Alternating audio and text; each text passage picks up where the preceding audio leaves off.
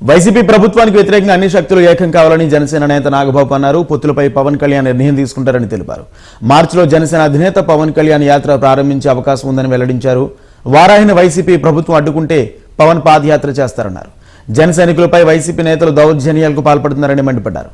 YCP నియంతృత్వ ధోరణులను ప్రజలు గమనిస్తున్నారని, YCP ప్రభుత్వానికి ప్రజలు త్వరలో బుద్ధి చెప్తారన్నారు. ప్రజాస్వామ్యం అనేది లేదు ఇవాళ. Is no democracy. నియంతృత్వ ధోరణితో నడుస్తున్నటువంటి ప్రభుత్వం. సో ఖచ్చితంగా దీనికి వ్యతిరేకంగా అన్ని శక్తులు ఏకం అవ్వాలి.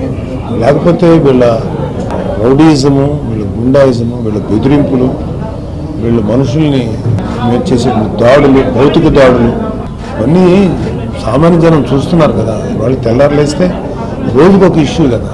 ప్రతిపక్షాల మీద ఎటువంటి ఆంక్షలు పెడతారు. వైజాగ్లో మమ్మల్ని ఎంత హింస పెట్టారు. ఇవన్నీ కూడా జనం చూస్తున్నారు. ఇవన్నిటిని మేము వీటిని ఎదుర్కోవాలంటే కొంతమంది కలవాల్సిన అవసరం కూడా ఉండొచ్చు. అందుకనే అది పవన్ కళ్యాణ్ గారు. సో ఎవరెవరు కలుస్తారు ఏంటనేది ఆయన త్వరలో చెప్తారు. అది కూడా తెలుస్తుంది. మేబీ సమ్వేర్ ఇన్ మార్చ్ తర్వాత రావచ్చు. మార్చ్ తర్వాత అవుతుంది. ఎందుకంటే ఇప్పుడు కొండగట్టు ఆంజనేయ స్వామి గుడికి వెళ్తున్నారు. పూజలు అయిన తర్వాత మేబీ